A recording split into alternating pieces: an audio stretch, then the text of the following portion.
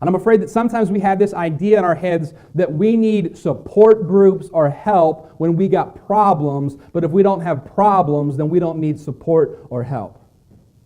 And that if you're strong, emotionally or spiritually, you don't need friends. And that is not the truth. There is absolutely nothing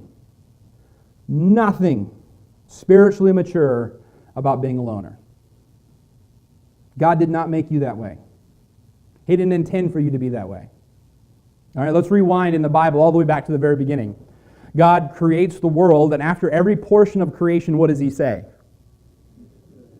It's good. God looks back at His work and He says, I did a pretty good job on that. That looks great. And He says that after every step of creation, He says, this is good. And He takes a rest. Then He comes to the sixth day and He creates man and He says, this is good. But then He says, it is not good for man to be alone. Now, we all know that there's a lot of problems with man.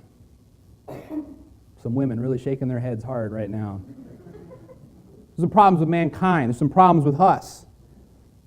And those are all the result of what happens later in Genesis chapter 3 when man and woman sin. They do wrong and it brings all this hurt and heartache into the world. But this hadn't happened yet.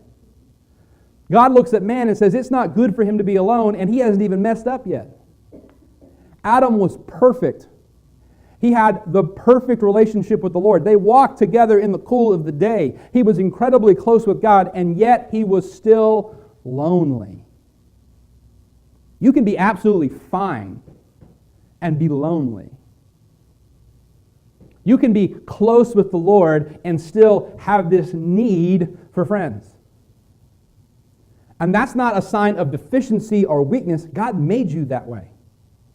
When God made you, when God made us, and we were at the height of our creation, we were designed for relationships.